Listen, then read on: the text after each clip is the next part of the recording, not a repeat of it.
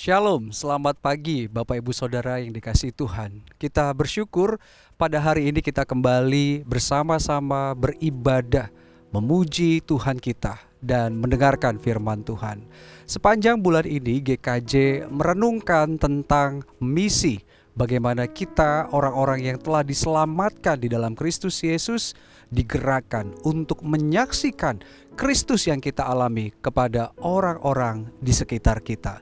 Mari bersama-sama kita mempersiapkan hati kita untuk memasuki ibadah pada hari ini. Saya mengajak Bapak Ibu Saudara untuk berdiri. Kita mengambil waktu teduh. Mari bersama-sama kita tenangkan hati sejenak.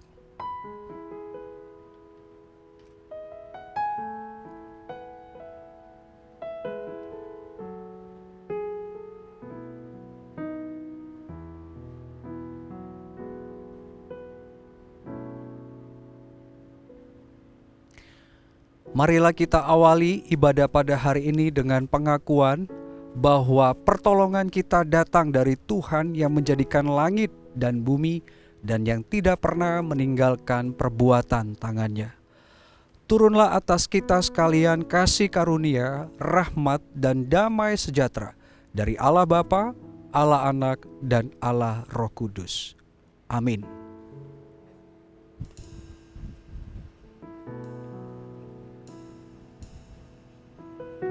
Selamat pagi Bapak Ibu yang dikasihi dalam Tuhan. Shalom.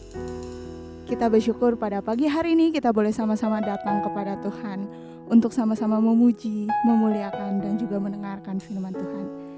Bapak Ibu, Tuhan memanggil kita dengan ayat panggilan pada hari ini yang diambil dari Mazmur 47 ayat 2 sampai 3 yang berbunyi, "Hai segala bangsa, bertepuk tanganlah, elu-elukanlah Allah dengan sorak-sorai.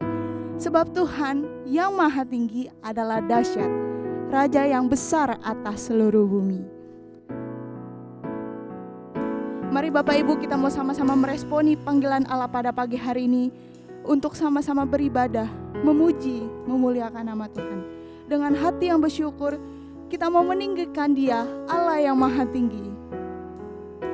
Kita mau sama-sama katakan,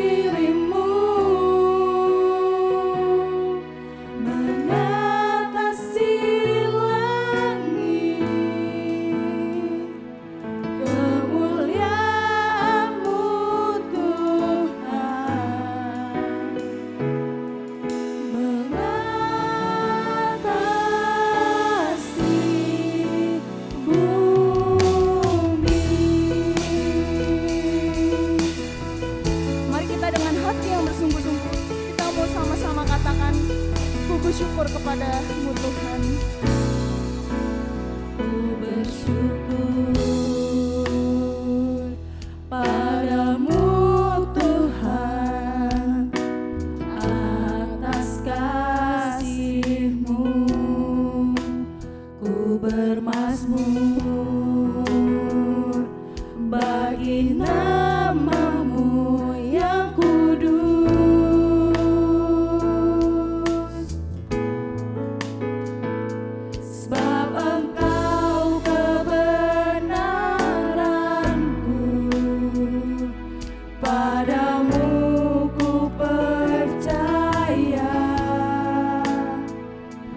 Betapa mulianya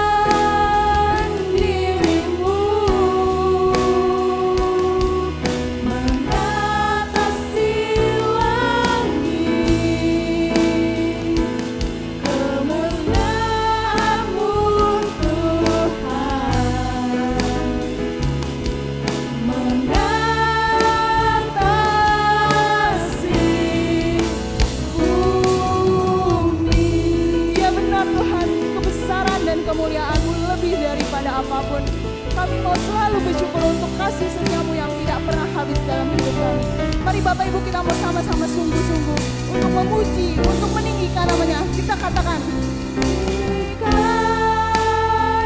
dirimu mengatasi langit, kebesaran-Mu Tuhan mengatasi bumi. Tinggikan dirimu mengatasi langit, kemuliaan-Mu Tuhan mengatasi bumi. Kita katakan kembali, tinggikan dirimu Tuhan. Tinggikan dirimu mengatasi langit, kebesaran-Mu Tuhan mengatasi bumi. Tinggikan dirimu mengatasi langit, kemuliaan-Mu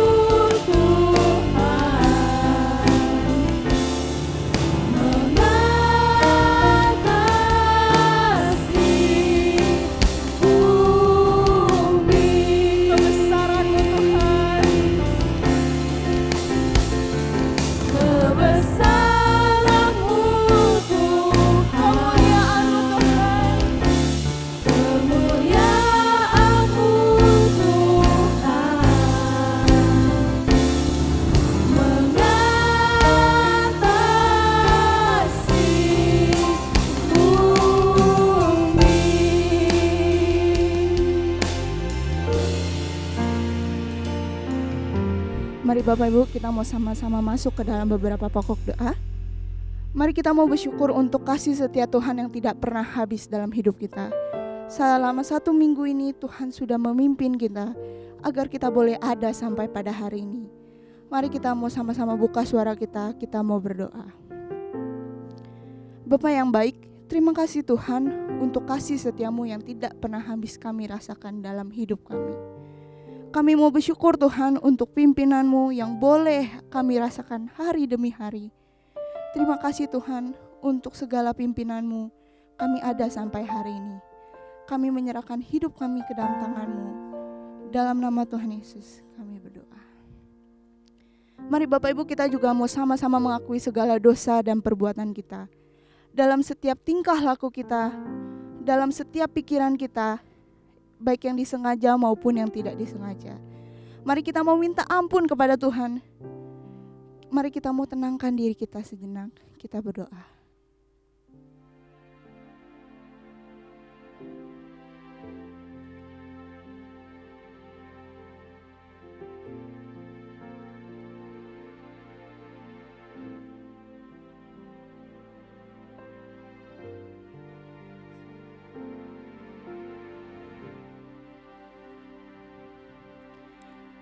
Kami percaya Tuhan, Engkau mengampuni setiap kami, seperti firman-Mu yang berbunyi dari dalam Kisah Para Rasul 4 ayat 12. Dan keselamatan tidak ada di dalam siapapun juga selain di dalam Dia, sebab di bawah kolong langit ini tidak ada nama lain yang diberikan kepada manusia, yang olehnya kita dapat diselamatkan. Tuhan, kami juga mau menyerahkan ibadah pada pagi hari ini ke dalam tangan-Mu Tuhan. Kiranya Engkau yang boleh beracara setiap kami. Kiranya kami boleh sungguh-sungguh memuji, memuliakan nama-Mu Tuhan. Terima kasih Tuhan. Kami menyerahkan doa ini ke dalam tangan-Mu. Dalam nama Tuhan Yesus, haleluya. Amin. Bapak Ibu, saya undang kita sama-sama untuk bangkit berdiri. Bersama dengan orang-orang percaya di segala tempat dan di sepanjang abad, kita mau sama-sama mengikrarkan pengakuan kita yang berbunyi demikian. Aku percaya kepada Allah, Bapa yang Maha Kuasa, Khalik langit dan bumi, dan kepada Yesus Kristus, anaknya yang tunggal Tuhan kita, yang dikandung dari Roh Kudus, lahir dari anak darah Maria, yang menderita sengsara di bawah pemerintahan Pontius Pilatus, disalibkan, mati dan dikuburkan, turun ke dalam kerajaan maut. Pada hari yang ketiga, bangkit pula dari orang mati, naik ke surga, duduk di sebelah kanan Allah, Bapa yang Maha Kuasa. Dan dari sana Ia akan datang untuk menghakimi orang yang hidup dan yang mati. Aku percaya kepada Roh Kudus, gereja yang kudus dan am, persekutuan orang kudus, pengampunan dosa, kebangkitan tubuh, dan hidup yang kekal. Amin. Bapak Ibu masih dalam suasana semangat. Mari kita mau memuji nama Tuhan kembali, karena kita percaya bahwa begitu besar kasih Allah kepada kita, begitu indah karya Allah dalam hidup kita. Mari kita mau terus memuji namanya, karena Dialah Raja atas hidup kita.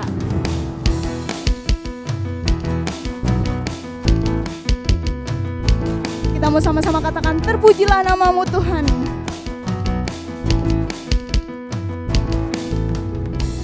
Terpujilah namamu Tuhan,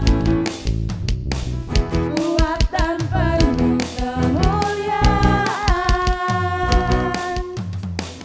Satu suara kami nyatakan,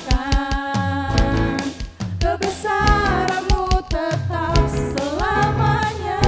Kita katakan kembali, terpujilah namamu Tuhan. Terpujilah namamu Tuhan, ajaib dan penuh keagungan. Satu hati kami nyatakan, kerajaan-Mu kekal selamanya.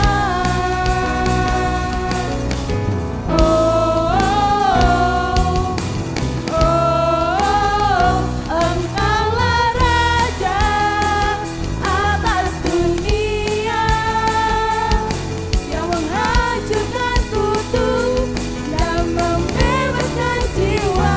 Kami bersorak, bertepuk tangan. Engkau Tuhan berjaya dan meminta untuk selamanya. Masih semangat Bapak Ibu? Kita mau katakan lagu ini dari awal kembali. Terpujilah namamu Tuhan, ajaib dan penuh keagungan. Satu hati kami nyatakan, kerajaan-Mu kekal selamanya.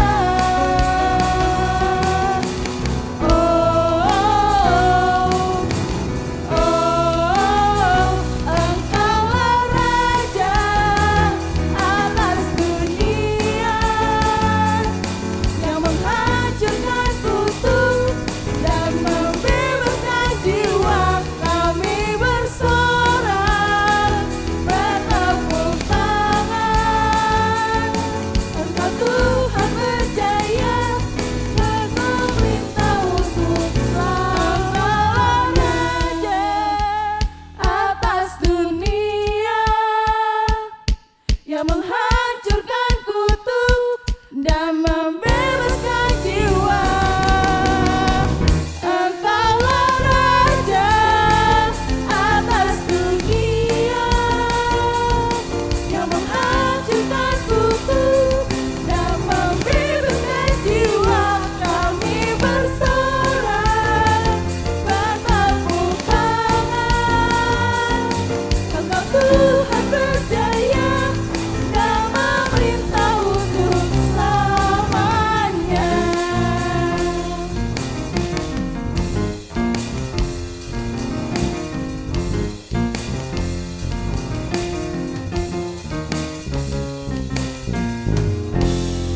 Mari kita beri tepuk tangan yang meriah untuk Tuhan kita. Silakan duduk Bapak Ibu.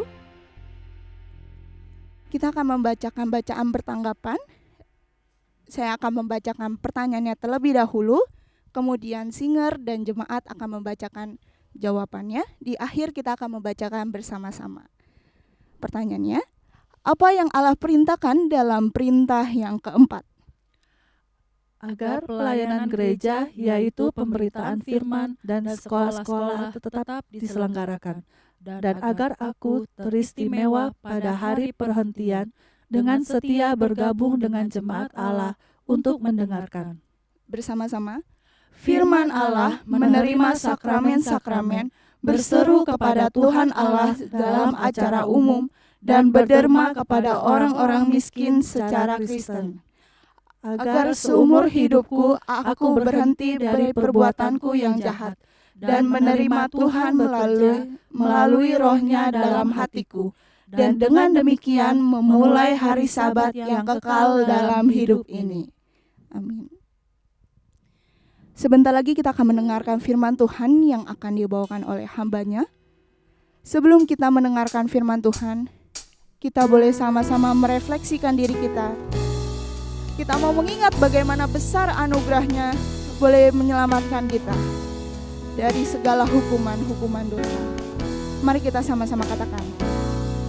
Sangat besar anugerahnya, membarui hidupku. Dulu sesat, kini pulang, buta disembuhkan. Ketika insafku cemas dan kini ku lega, anugerahnya ku dapatkan saat ku percaya. Tuhanku ialah perisaiku, pelindungku, anugerahnya selalu kupegang.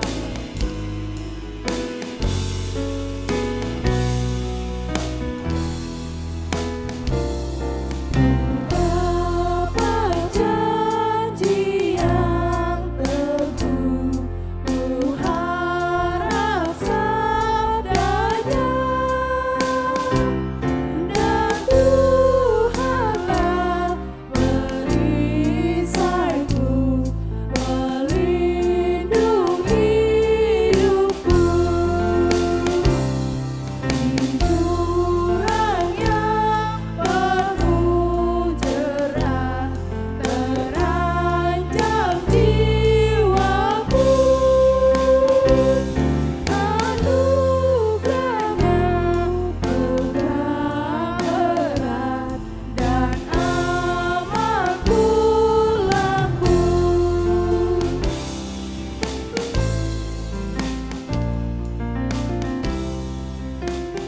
Mari kita mau sama-sama nyanyikan lagu ini kembali. Selasa tahun lewat di sorga yang mulia, tak berhenti ku bernyanyi, memuji namanya. Tak berhenti Tuhan, tak berhenti ku bernyanyi, memuji namanya.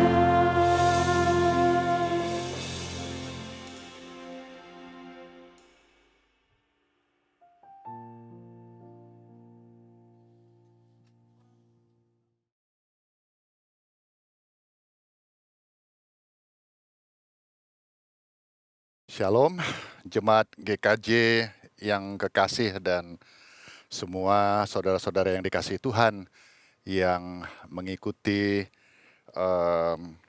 siaran atau ibadah pada minggu ini. Tema kita untuk minggu ini adalah Penginjilan 50 dari Kisah Para Rasul 1 ayat 8. Yang demikian bunyi firman Tuhan. Tetapi kamu akan menerima kuasa kalau Roh Kudus turun ke atas kamu, dan kamu akan menjadi saksiku di Yerusalem dan di seluruh Yudea dan Samaria dan sampai ke ujung bumi. Sebelum kita bersama-sama belajar dari firman Tuhan ini, mari kita berdoa. Bapa, dalam keterbatasan hamba-Mu dan keterbatasan kami semua, kiranya Roh Kudus, penginjil dan guru yang agung yang tidak terbatas itu menolong setiap kami, mengurapi hamba-Mu dan mengurapi setiap kami yang mendengarkan dan mau belajar bersama-sama kebenaran firman-Mu. Dalam nama Tuhan Yesus, firman yang hidup dan roti yang hidup itu kami berdoa. Amin. Amin. Kisah Rasul 1 ayat 8 ini merupakan jawaban Tuhan Yesus ketika para murid setelah kebangkitannya dan sebelum dia terangkat ke sorga, mereka berdoa dan mereka minta, Tuhan, kapan kau akan memulihkan kejayaan bagi Israel? Mereka masih belum mengerti konsep kerajaan sorga, dan Tuhan Yesus menjawab bahwa kalau Allah mau, dia berkuasa saat itu juga untuk memulihkan kejayaan bangsa Israel. Tetapi untuk membuat sederhananya begini, bahwa Tuhan Yesus mau para murid ini menjadi jawaban doa dari apa yang mereka minta untuk pemulihan kerajaan Israel seperti yang mereka minta. Bahkan lebih dari itu. Makanya hati-hati kalau berdoa, karena seringkali jawaban doa itu ada padamu. Lalu Yesus menjawab dan ayat 8 ini, tetapi kamu, jadi kamu para murid itu akan menjadi saksiku kalau Roh Kudus turun ke atas kamu. Nah, kalau Roh Kudus diberikan kepada kita, prinsip utama dan pertama adalah supaya kita menjadi saksi, bukan menjadi sakti, ya. Menjadi saksi. Saksi di Yerusalem, di Yudea dan Samaria dan sampai ke ujung-ujung bumi. Kata dan, itu bahasa Yunani pakai kata kai, itu artinya sekaligus menjadi saksi di Yerusalem, sekaligus Yudea, sekaligus Samaria, sekaligus ujung-ujung bumi. Karena Yesus terlalu kecil kalau hanya disembah oleh penduduk Yerusalem. Terlalu kecil kalau hanya disembah oleh orang Samaria, oleh orang Yudea. Tapi Yesus adalah juru selamat segala bangsa, dan harus disembah oleh segala bangsa. Jadi menjadi saksi artinya menyampaikan kabar baik. Kabar baik itu Injil. Injil itu artinya berita kemenangan. Berita kemenangan ini menjadi berita sukacita. Jadi Injil adalah berita kemenangan kerajaan sorga yang rajanya adalah Yesus Kristus, kemenangannya atas maut, atas iblis, atas dosa, yang ketiga-tiganya ini merupakan musuh kerajaan Allah yang memporak-porandakan tatanan kehidupan ilahi yang sudah disiapkan Allah bagi manusia untuk hidup damai sejahtera bersamanya dan satu dengan yang lain. Jadi iblis, urutan teologisnya terserah ya, menipu manusia dengan sedemikian rupa sehingga manusia berbuat dosa dalam kehendak bebasnya dan kehilangan kemuliaan Allah, dan upah dosa itu adalah maut.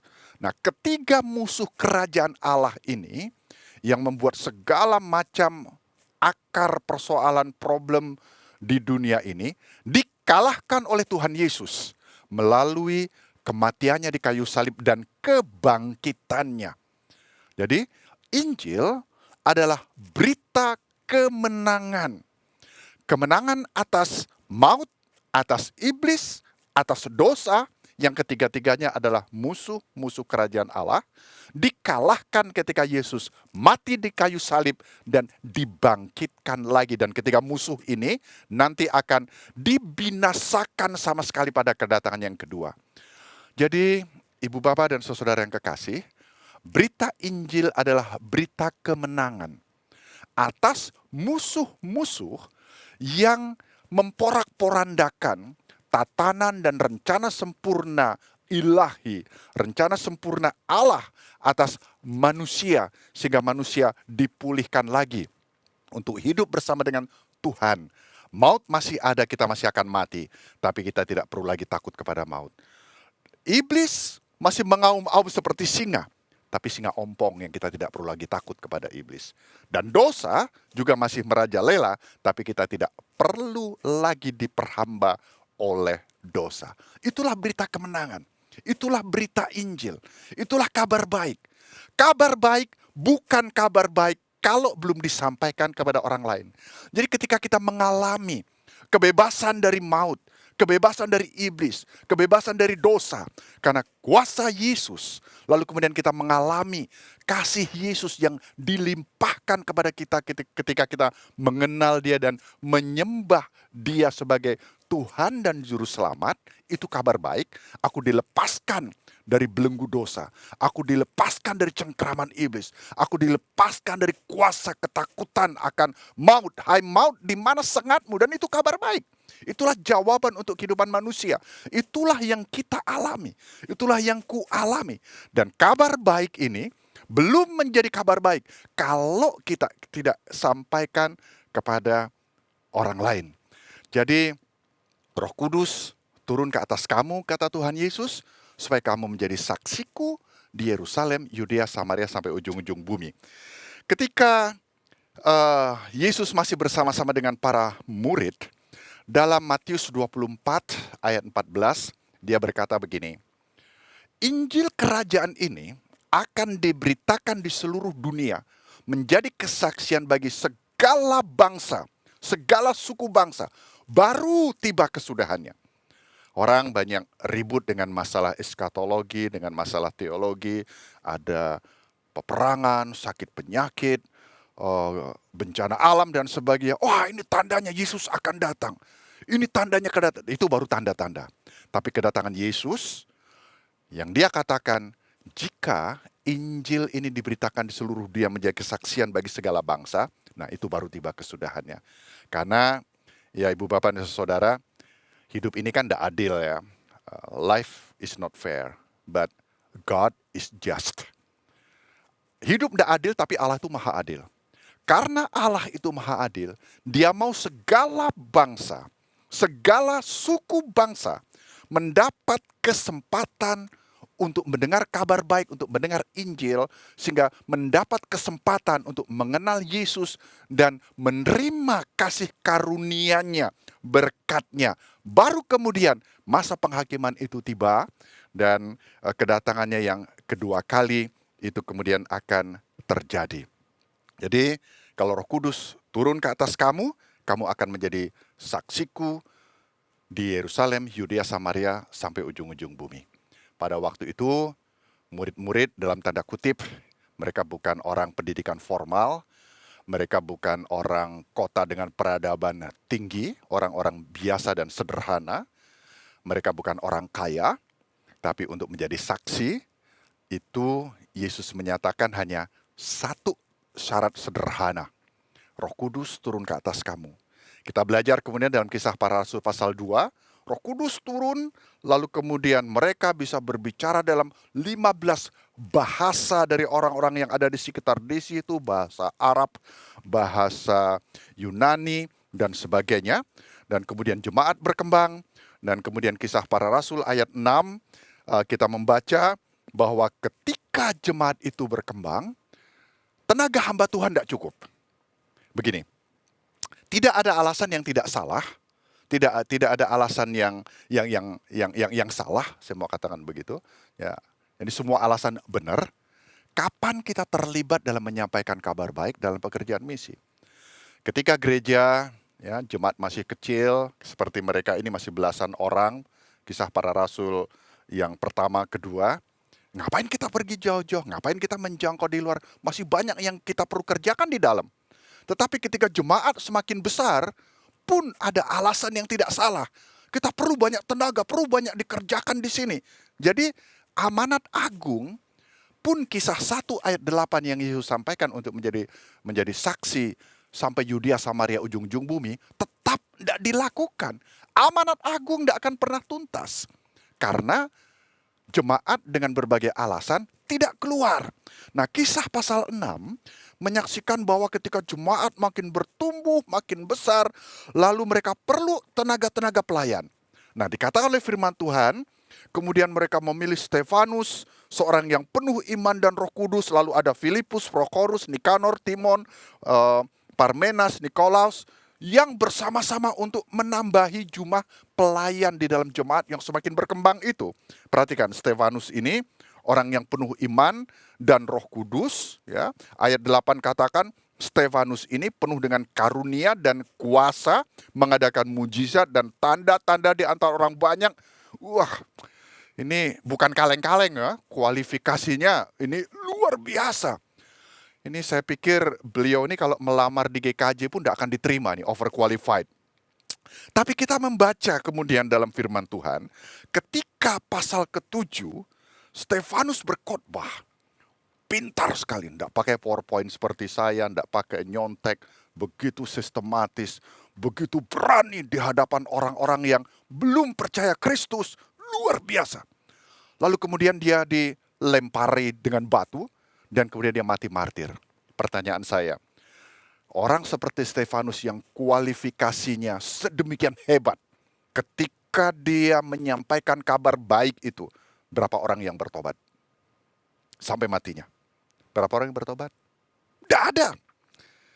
Misi PI bukan masalah berhasil atau tidak, tapi masalah dorongan kasih Allah yang sudah ada pada kita, yang Tuhan berikan kepada kita melalui kuasa Roh Kudus untuk disampaikan kepada orang lain yang untuk mereka semua Tuhan Yesus telah mati. Ibu bapak dan saudara, walaupun tidak ada yang bertobat pada waktu itu, tapi dalam Kisah 8 ayat 1, perhatikan Kisah 8 ayat 1, dikatakan bahwa Saulus juga hadir. Saulus belum bertobat, dia baru bertobat kemudian di pasal yang ke-9. Sekali lagi, misi dan PI bukan masalah keberhasilan, tapi masalah ketaatan kepada hati Bapa. Dan itu yang dilakukan oleh Stefanus dan kemudian para rasul. Kisah 8 ayat 1, jadi kebalikan dari Kisah 1 ayat 8. Mereka itu kemudian pada waktu itu ada penganiayaan yang hebat terjadi di Yerusalem. Saya percaya tidak ada yang kebetulan dalam Alkitab. Karena Tuhan begitu mengasihi bangsa-bangsa, Tuhan pakai berbagai cara untuk memberkati bangsa-bangsa. Murid-murid diberikan Roh Kudus, diberikan karunia untuk menyampaikan ya, diutus dengan baik-baik.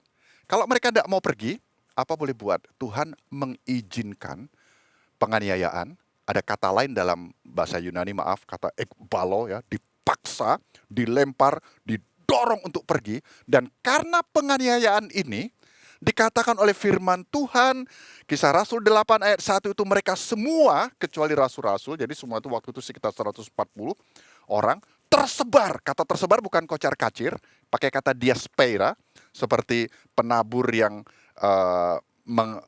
menabur benih, ya, menanam tanaman itu, tersebar diaspora. Kemana? Ke seluruh daerah Yudea dan Samaria. Ke tempat yang Kisah 1 ayat 8 tadi, Tuhan Yesus katakan mereka harus pergi. Tapi dikatakan lagi dalam pasal 8 ayatnya yang keempat, mereka yang tersebar itu, mereka kemudian mengerti maksud Tuhan. Kenapa saya katakan begitu? Dikatakan mereka yang diaspora itu, menjelajah seluruh negeri sambil memberitakan Injil. Injil itu kabar sukacita. Tidak mungkin diberitakan dengan dengan muka cemberut, dengan banyak mengeluh, dengan banyak bersungut-sungut. Kenapa aku harus menderita? Kenapa aku harus ada penganiayaan tersebar dan sebagainya? Tetapi mereka bersukacita karena mereka diselamatkan, mereka mengerti arti keselamatan dan mereka sampaikan berita keselamatan itu kepada banyak orang. Dan ayat 8 menyaksikan bahwa besarlah sukacita dalam kota itu. Kisah 1 ayat 8. Kisah 8 ayat 1. Itu yang Tuhan Yesus mau untuk kita semua orang-orang percaya yang sudah menerima kasih karunia dan berkat-Nya. Kita diberkati untuk menjadi berkat. Nah, mari kita bersama-sama belajar sedikit. Apa itu penginjilan 5.0 yang dimaksudkan ya? Masyarakat 5.0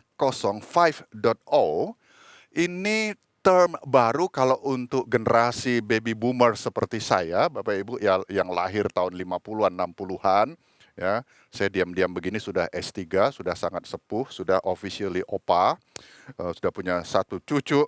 Nah, kita belajar bareng-bareng. Masyarakat 50 itu definisinya adalah konsep tatanan kehidupan baru yang berfokus pada manusia dan berbasiskan teknologi digital untuk mendukung pekerjaan manusia. Itu 50 atau 5.0 atau 5.0. Nah, gagasan Society 50, masyarakat 50 ini pertama kali digagas Jepang untuk menjawab tantangan perkembangan teknologi dan problem kemanusiaan. Nah, pada tahun 2019, itu 23 Januari 2019 di World Economic Forum di Davos di Swiss, Perdana Menteri Jepang Shinzo Abe itu mendeklarkan begini, bahwa Jepang mempunyai visi mengenai Society 5.0. Jepang punya visi dan Jepang menggulirkan. Jepang memproklamirkan mereka yang mulai dengan itu. Jadi masyarakat era 5.0 atau Society 5.0 ini adalah sebuah konsep yang dibangun dengan berpusat pada manusia, human-centered, dan berbasiskan teknologi. Nah, kalau kita yang suka belajar sejarah atau antropologi, Ibu Bapak dan Saudara, jadi sejak peradaban manusia, kira-kira ada 6 pembagian ini menurut Hendrawan, ya, saya kutip di sini. Awal manusia itu atau Society 1.0 itu budayanya banyak berburu. Lalu kemudian 13.000 sebelum Masehi itu mulai dengan bercocok tanam, itu Society 2.0 dan seterusnya. Kemudian yang saya loncat saja, yang keempat itu abad 19, Society 3.0. Masyarakat 30 itu mulai dengan revolusi industri, itu tahun 1800-an, 1900-an, dan abad 20 Society 4.0 itu sudah mulai bukan lagi industri tapi informatif dan kreatif. Dan ini industri 3.0 dapat juga dikatakan begitu tahun 1960-an ke atas. Dan ini pun kemudian sudah menjadi berlalu, sudah mulai kuno. Pada waktu itu karena inovatif, kreatif, radio, televisi mulai berkembang, komputer dan sebagainya. Sekarang ini abad 21, Society 5.0, masyarakat 50 ini ada masyarakat yang super cerdas, yang disebut dengan industri 4.0 yang dimulai pada tahun 2011. Jadi ini baru mulai belasan tahun. Dan kita perlu ingat, Ibu Bapak dan Saudara, saya baru kembali bulan lalu atau sebelumnya dengan anak kami di Kongres Besar Amsterdam 2023 di Holland, di Belanda. Dan banyak pembicara, baik anak-anak muda dan orang tua, mereka mengakui betapa gereja banyak ketinggalan karena teknologi yang meningkat begitu pesat. Kemudian peradaban anak-anak muda yang begitu pesat, sedangkan gereja dan kami baby boomers ini tidak mengerti perkembangan itu, tidak bisa mengikuti anak-anak muda, lalu manajemen kita dan cara pelayanan kita masih bergelombang merata dan mungkin naik sedikit. Makanya dunia banyak kehilangan Gen Z, generasi Z ini yang sangat high tech, yang sangat mengerti dan mereka dalam masyarakat 5.0 ini. Dan saya dengan anak saya tiap malam kami mendengarkan message itu. Saya bicara di satu workshops tapi tidak membicarakan hal ini khusus. Dan saya harus, saya begitu terharu saya melihat Tuhan berbicara begitu banyak kesalahan yang saya buat, tidak mengerti. Dan saya peluk Pate, anak saya umur 20 tahun. Dia lahir di Belanda tapi sekarang ada di sini dengan kami. Saya katakan, Papa minta maaf karena Papa banyak tidak ngerti kamu dan generasimu. Papa pikir begini. Dan kami berpelukan dan dia tersenyum karena dia banyak hal, dia berusaha untuk menolong saya. Karena memang secara praktis kalau saya ada masalah dengan komputer, dengan HP ini, baru kemudian seringkali saya baru minta tolong pada anak-anak yang ternyata lebih pintar dari saya. Dan Bapak Ibu dan Saudara, kalau kita tidak mempersiapkan diri untuk tahun 2030-2035 yang namanya bonus demografi, 62% penduduk dunia dan Indonesia juga khususnya, ini dalam usia produktif kerja. Nah, sedangkan mereka ini hidup di dalam generasi yang begitu tinggi, dan cara yang kita persiapkan sekarang ini mungkin kita perlu berdoa dan memikirkan hal ulang lagi. Pada tahun 2019, penduduk Indonesia menurut kompas.com yang mengakses internet itu sekitar 47 juta. Sekitar 47% dari penduduk Indonesia. Menurut BPJS yang dikutip oleh kompas.com. Awal tahun 2021, pengguna internet di Indonesia 202,6 juta penduduk dari populasi penduduk 274 juta. Jadi 73,4% dari penduduk yang berusia 16 sampai 64%. Nah, sekarang ini tahun 2022-2023 pengguna internet di Indonesia, ini berdasarkan hasil survei Asosiasi Penyelenggara Jasa Internet Indonesia, ya, itu tahun 2022-2023 pengguna internet di Indonesia mencapai 215,63 juta orang. Jadi prosentase begitu tinggi, ini salah satu ciri dari masyarakat 5.0. Nah, pengguna internet di Indonesia sebagian besar 89% itu dipakai untuk aplikasi media sosial, untuk medsos. Jadi hampir 90%. Jadi komunikasi itu begitu luar biasa. Saya tidak kutip di sini, tapi saya lihat di salah satu website bahwa pengguna Indonesia, 92% orang Indonesia yang pakai medsos itu memakai WhatsApp. Jadi komunikasi untuk zaman sekarang ini luar biasa. Komunikasi oral itu masih, Alkitab juga yang tertulis masih, tapi prosentase paling tinggi menggunakan internet, medsos, dan dalam catatan saya ini 75% pengguna internet itu dipakai untuk chatting. Chatting itu apa ya bahasa Jawanya itu untuk ngobrol-ngobrol, untuk ngomong-ngomong begitu ya. Lalu ada 60% dipakai untuk hiburan, untuk dengar musik, baik hiburan lagu-lagu rohani ataupun bukan, video, film, untuk nonton apa itu ya, drakor ya. Kalau zaman generasi kita dulu kan bukan drakor, apa itu? Telenovela. Marimar, Marisol, Mariregal dan sebagainya itu kan. Nah, ini pengguna internet di Indonesia. Jadi potensi komunikasi dengan benda yang kecil ini, bahkan saya pun terkagum-kagum. Sekarang kantor saya di kantong. Di mana-mana saya bisa buat keputusan, di mana-mana saya bisa berdiskusi hanya dengan ini. Jadi Bapak Ibu, dengan amanat agungnya Kisah 1:8 dan dengan kenyataan Society 5.0 ini, bagaimana kita meresponi sebagai orang percaya supaya hidup kita efektif, supaya kita dapat menggunakan dan masuk di dalam society ini untuk menjadi berkat. Apa yang bisa aku lakukan? Satu, sebagai orang percaya, kita harus menjadi berkat. Berkat yang paling besar yang dapat kita bagikan kepada orang lain adalah kebenaran firman Tuhan. Supaya orang-orang dapat merasakan damai sejahtera dan berkat Tuhan karena mengerti firman-Nya. Bagaimana kita melakukannya? Intentionally.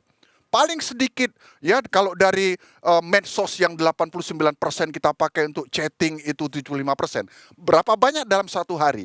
Misalnya kita memforward, ada firman Tuhan, ada quotes yang bisa menjadi berkat bagi banyak orang. Seringkali saya menerima dari seorang teman, satu kalimat atau satu potong renungan, itu justru banyak menjadi berkat daripada 2-3 halaman yang dikirim ke saya. Apalagi kirim ke generasi sekarang, 10 halaman. Mereka baru lihat judulnya aja, mereka sudah memalingkan muka. Ya. Tapi bagaimana dengan hikmat, memforwardkan. Atau kalau kita renungan pagi tadi, apa kebenaran firman Tuhan yang kita dapat? Apa yang kita mau sampaikan kebenaran itu kepada orang lain? Tentu akan bisa ada banyak. Saya enggak punya TikTok, saya enggak ngerti. Saya enggak punya IG. Facebook saya juga sudah sudah lama karena memang saya tidak akan sempat banyak yang itu. Tapi paling tidak di WhatsApp groups saya berusaha selalu sampaikan bahkan kepada WhatsApp yang bukan di kalangan kita orang-orang gereja, kebenaran firman Tuhan disampaikan dan kita kreatif intentionally memakai ini. Jadi yang saya mau katakan adalah mari kita kuasai teknologi. Mari kita kuasai HP. Bukan HP yang menguasai kita. Saya berusaha kalau malam jam 10 itu udah ini harus istirahat. Kalau tidak dituruti 24 jam, ini kita akan bisa terus dikuasai, bukan menguasai teknologi ini. Intentionally.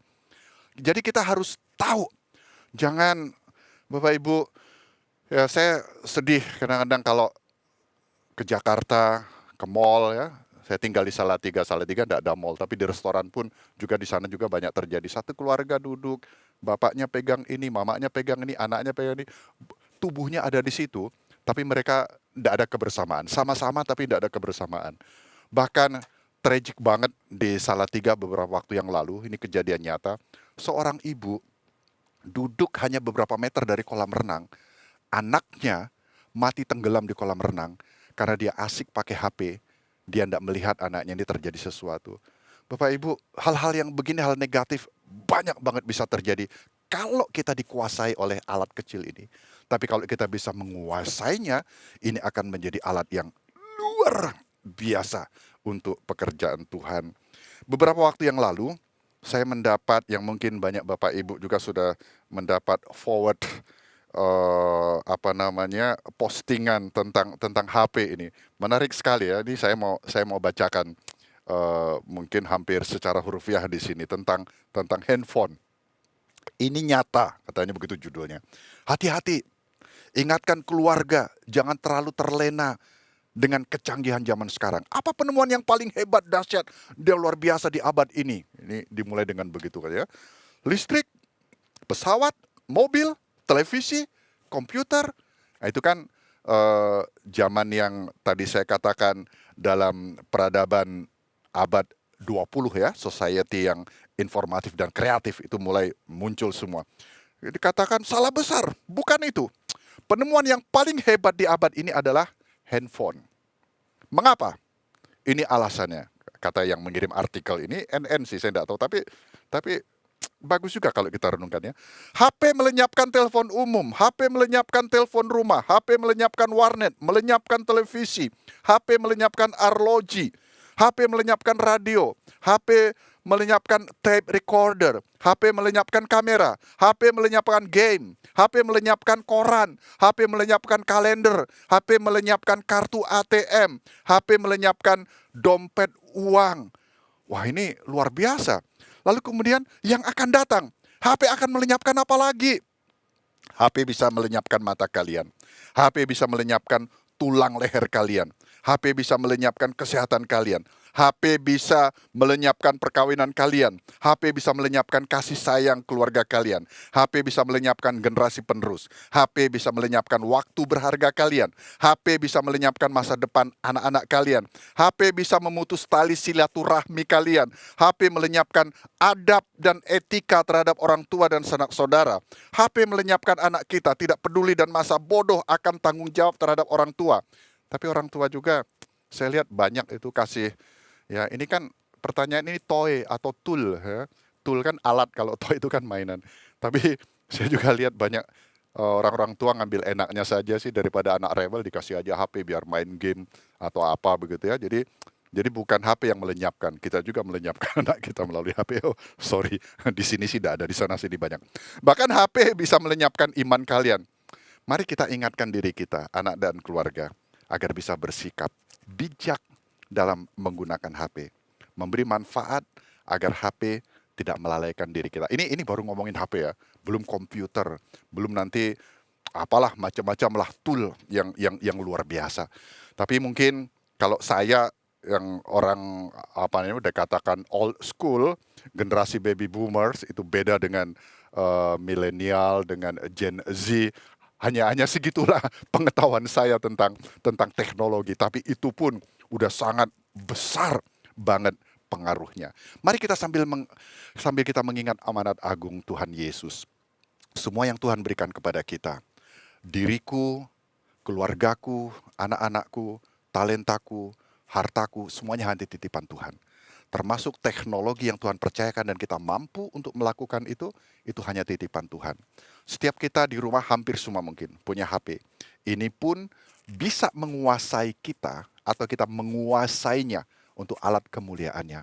Menyampaikan kabar baik dengan hal-hal praktis yang tadi saya sampaikan. Saya akan tutup dengan bagian firman Tuhan ini yang tadi sudah bacakan, Matius 24 ayat 14. Tuhan Yesus berkata bahwa Injil kerajaan ini akan diberitakan di seluruh dunia menjadi kesaksian bagi segala bangsa, segala suku bangsa. Barulah tiba kesudahannya. Itulah end result, itulah tujuan akhir. Itulah muara dari apapun yang kulakukan. Sebagai pendeta, sebagai majelis, sebagai pekerja gereja, sebagai pemusik, sebagai ibu rumah tangga, sebagai pebisnis, sebagai pedagang, mahasiswa, apapun profesiku. Itulah muara. Injil diberitakan kepada segala suku bangsa. Dan itu nanti dalam bahasa Yunaninya telos, sempurna, selesai, lengkap sudah dari semua pelayanan kita. Sehingga kemudian kita akan melihat dengan atau tanpa kita. Firman Tuhan berkata dalam Wahyu 7 ayat 9, segala suku, bangsa, kaum, dan bahasa akan berdiri di hadapan tahta Anak Domba Allah. Oleh karena itu, kehormatan kalau kita dipakai dengan segala apa yang dipercayakan kepada kita, kemampuan kita, peralatan yang kita punya. Mari kita mengasihi Tuhan dengan segenap hati, kata Tuhan Yesus. Kasihlah Tuhan Allahmu dengan segenap hatimu. Ya, maaf urutannya mungkin saya bolak-balik, tapi dengan segenap hati itu emosi, EQ kita, dengan segenap akal budimu, IQ kita, dengan segenap jiwamu, roh kita sekuat tenaga dengan sepenuh, bukan setengah-setengah, dan dengan segenap kekuatanmu, fisik kita pakai untuk kemuliaan Tuhan, segala apa yang ada pada kita, sehingga Injil kerajaan ini betul-betul dapat diberitakan kepada segala bangsa, dan semakin banyak orang akan merasakan, mengecap kasih kebaikan Tuhan. Mari kita berdoa. Bapa, tolong kami bukan hanya menjadi pembicara dan pendengar firman Tuhan. Kau sempurnakan segala keterbatasan hamba-Mu, baik dalam pemikiran, materi, dan penyampaian. Karena Roh Kudus, penginjil dan guru yang agung yang tidak terbatas itu, pastilah Engkau akan menolong kami untuk hormat dan kemuliaan bagi nama-Mu.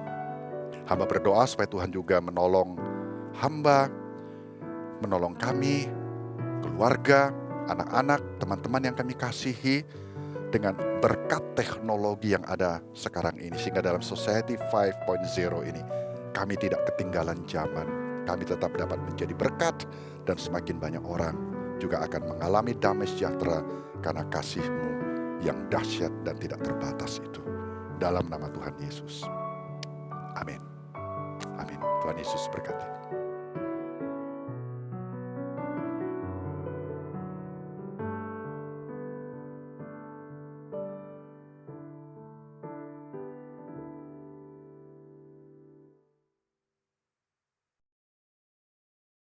Kita sudah mendengar firman Tuhan pada pagi hari ini. Mari kita mau sama-sama mendedikasikan hidup kita untuk memberikan seluruh aspek dalam hidup kita. Kita mau memberikan hati kita, jiwa kita, semuanya hanya untuk Tuhan. Mari kita katakan sama-sama.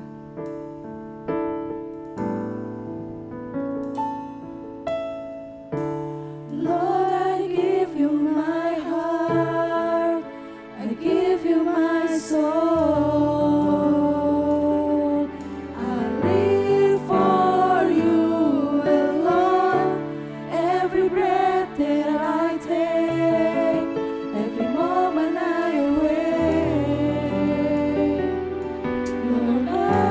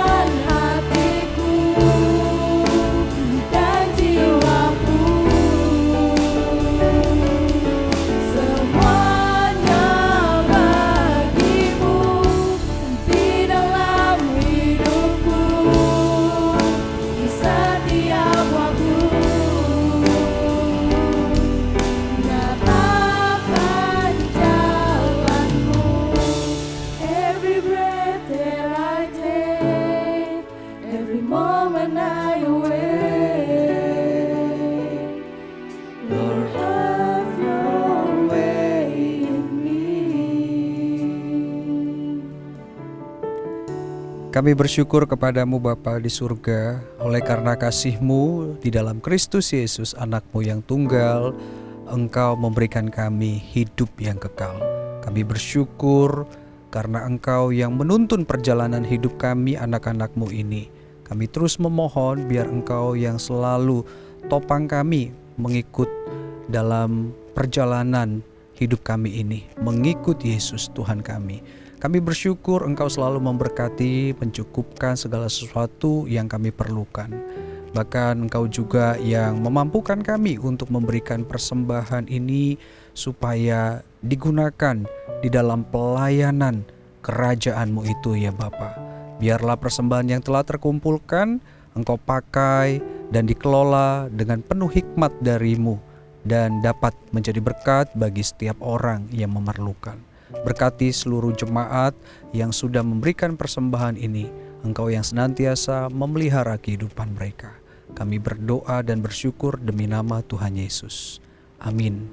Bapak Ibu Saudara yang dikasihi Tuhan, mari bersama-sama kita berdoa mendukung di dalam acara kebaktian syukur misi GKJ yang ke-46 yang akan diadakan tanggal 23 September dan tanggal 30 September. Kita doakan kiranya Tuhan yang menyertai seluruh rangkaian acara kebaktian syukur ini, baik yang berbahasa Indonesia maupun yang berbahasa Mandarin Indonesia, supaya Tuhan juga yang memberikan hikmat kuasa kepada hamba-hamba Tuhan, Pendeta Noh Ruku untuk ibadah berbahasa Indonesia dan Guru Injil Yeni untuk ibadah bahasa Mandarin dan Indonesia. Dan kita semua yang hadir boleh digerakkan oleh Tuhan menjadi pelaku-pelaku misi bagi orang-orang di sekitar kita. Secara khusus kita mendukung bagi suku yang terabaikan, yang sangat memerlukan Injil Kristus, supaya saudara-saudara kita dari berbagai suku yang terabaikan ini, mereka pun boleh percaya Yesus Tuhan dan Juru Selamat. Mari kita berdoa untuk pokok doa ini. Bapa kami di surga, kami juga berdoa memohon akan belas kasihan Tuhan bagi kami semua. Biarlah Engkau yang menolong kami untuk menjadi pelaku-pelaku misi, memberitakan Injil Kristus kepada siapapun, kepada saudara-saudara kami yang Tuhan pertemukan kepada kami. Kami digerakkan untuk menyaksikan Injil Kristus itu, tidak lagi berdiam diri, tidak lagi ingin menikmati Injil itu bagi diri sendiri, tetapi kami mau berbagi karena Engkau pun merindukan jiwa-jiwa boleh datang kepadamu ya Tuhan Yesus dan menerima Engkau sebagai Tuhan dan Juru Selamat. Kami juga berdoa untuk kebaktian ucapan syukur misi GKJ yang ke-46 pada tanggal 23 dan 30 September. Kami mohon biarlah Engkau pakai momen ini untuk menggerakkan kami semua jemaat yang hadir untuk bersama-sama berpartisipasi di dalam mengerjakan visi dari kerajaan Allah supaya jiwa-jiwa datang kepada Tuhan. Tolong kami semua ya Tuhan, berikan kami hati yang siap menikmati sukacita bersama lewat kebaktian syukur ini, dan juga hati yang mau digerakkan membagikan Injil itu kepada saudara-saudara kami. Kami doakan untuk kedua hamba-Mu, Pendeta Noh Ruku dan juga Guru Injil Yeni dalam memberitakan firman-Mu. Persiapkan mereka, berikan hikmat, kuasa, topangan dari Tuhan. Dan kiranya saudara-saudara kami dari suku yang terabaikan boleh mengenal bahwa Kristus adalah Tuhan Juru Selamat, dan mereka pun boleh percaya dan menyerahkan hidup bagi-Mu. Tolong ya Tuhan, kami rindu mereka boleh diselamatkan. Terpujilah Engkau ya Allah. Kami berdoa demi nama Tuhan Yesus. Amin. Saudara dikasihi Tuhan, kita akan mengakhiri seluruh rangkaian ibadah kita. Saya mengajak Anda untuk berdiri. Kita akan menyanyikan doksologi.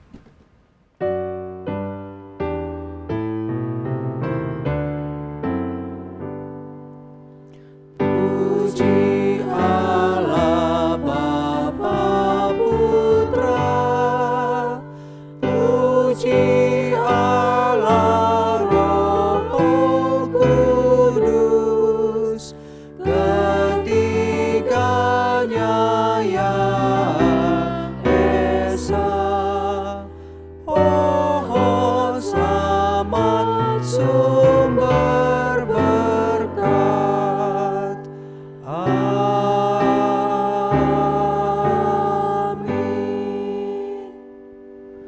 Saudara yang dikasihi Tuhan, mari kita kembali ke aktivitas kita masing-masing dan kita menerima berkat dari Allah kita. Kiranya kasih karunia dari Allah Bapa, damai sejahtera sukacita dari Tuhan kita Yesus Kristus, kekuatan, pertolongan, penghiburan, penyertaan dari Roh Kudus, Allah Tritunggal, Allah yang Esa, senantiasa menyertai, memberkati Anda sekalian dari sekarang sampai selama-lamanya. Amin.